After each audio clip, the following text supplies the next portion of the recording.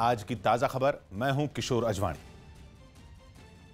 और मैं हूं गायत्री शर्मा। चीन के साथ महीने भर से चल रही तनातनी के बीच भारतीय रणनीति का असर देखने को मिल रहा है।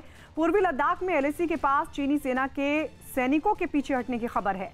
वहीं कई और इलाकों में पिछले 3-4 दिन से चीनी सैनिकों की कोई बड़ी गतिविधि देखने को नहीं मिली है। दोनों देशों के बीच 6 जून को होने वाली अहम बातचीत से पहले एलएसी के पास चीन के सैनिकों के पीछे हटने से तनाव कम होने की बात सामने आ रही है। शनिवार को लेफ्टिनेंट जनरल स्तर के अधिकारी बातचीत में शामिल होंगे। इससे पहले भी दोनों देशों के बीच मई के पहले सप्ताह से बातचीत का दौर जारी है। राजस्थान के बाड़मेर में गर्मी से गायों को बचाने के लिए गौशाला में कूलर और पंखे लगाए गए। वहां तेज गर्मी की वजह से कई गायें बीमारियों का शिकार होने लगी थी, जिसके बाद गायों के शरीर को ठंडा रखने के लिए गौशाला में कूलरों और पंखों का इंतजाम किया गया। इसके लिए गौशाला के खास हिस्से को तैयार किया गया, जिसमें करीब 12 कूलर और 100 पंखे लगाए गए। इसके बाद उन गायों को इसमें रखा गया जिनकी गर्मी की वजह से तबीयत बिगड़ने लगी थी। टिन शेड में बनी इस गौशाला में गायों से कूलरों की हिफाजत के लिए लोहे की जाली भी लगा दी गई। गर्मी ज्यादा रही तो वो नीचे की स्किन उसके जल्दी गल जाएगी और इतने बड़े बड़े घाव हो जाएंगे, उस गाय की स्थिति बड़ी खराब हो जाएगी। तो यहाँ पर कूलर और पंखे लगाने का कारण यही है। बताया गया कि 400 से ज्यादा गायों वाली इस गौशाला में गर्मी के मौसम में गायों को खास तरह का चारा भी खिलाया जाता है। नोएडा में बीती रात 3 अलग अलग इलाकों में पुलिस और बदमाशों के बीच मुठभेड़ हुई। इस मुठभेड़ में 3 बदमाश गिरफ्तार हुए। इन बदमाशों पर चोरी, लूट और फिरौती मांगने जैसे केस चल रहे थे। मुठभेड़ में तीनों बदमाशों को गोली लगी और इनको अस्पताल में भर्ती करवाया गया है। बदमाशों के पास से हथियार और बाइक भी बरामद हुई है। असम के तिनसुकिया में मौजूद ऑयल इंडिया लिमिटेड के एक तेल कुएं से हो रहे गैस के रिसाव पर काबू पाने की कोशिश जारी है। 27 मई को इस प्लांट में विस्फोट हो गया था, जिसके बाद गैस का रिसाव शुरू हुआ,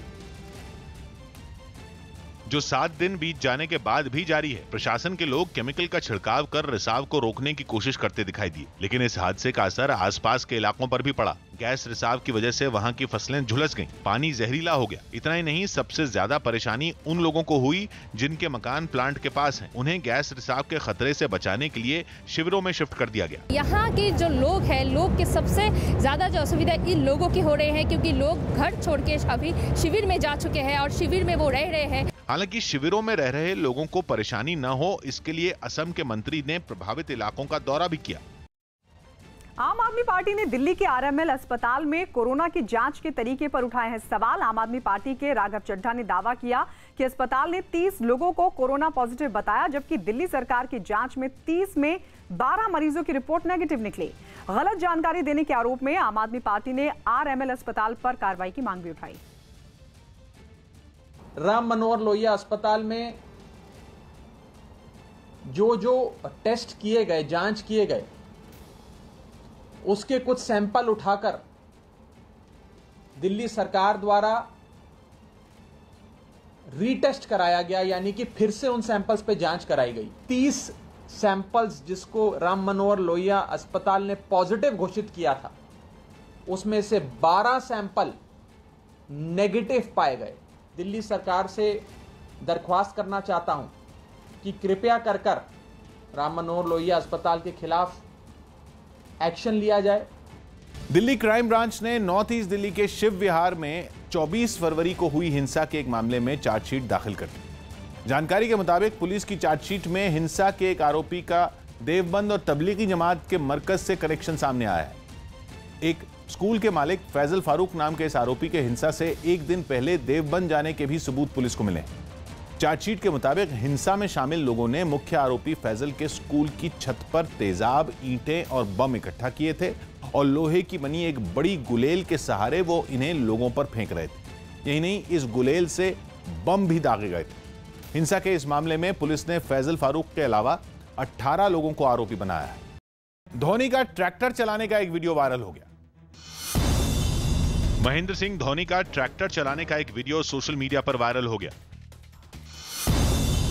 बिहार के समस्तीपुर में एक ट्रक ने 8 लोगों को कुचल दिया, जिसमें 2 लोगों की मौत हो गई। इसके बाद गुस्साए लोगों ने ट्रक में आग लगा दी। दिल्ली पुलिस ने वजीराबाद में हुई एक मुठभेड़ में एक इनामी बदमाश को गिरफ्तार कर लिया। पकड़े गए आरोपी पर अवैध हथियारों की सप्लाई करने का आरोप है। सुप्रीम कोर्ट ने असम से इनर लाइन परमिट खत्म किए जाने के खिलाफ दाखिल याचिका पर केंद्र को नोटिस भेजा। अब इस मामले पर 2 हफ्ते बाद सुनवाई होगी। इनर लाइन परमिट के तहत किसी भी भारतीय नागरिक को असम के कुछ इलाकों में जाने के लिए सरकार से मंजूरी लेनी पड़ती थी, लेकिन केंद्र सरकार ने असम में नागरिकता कानून लागू होने के बाद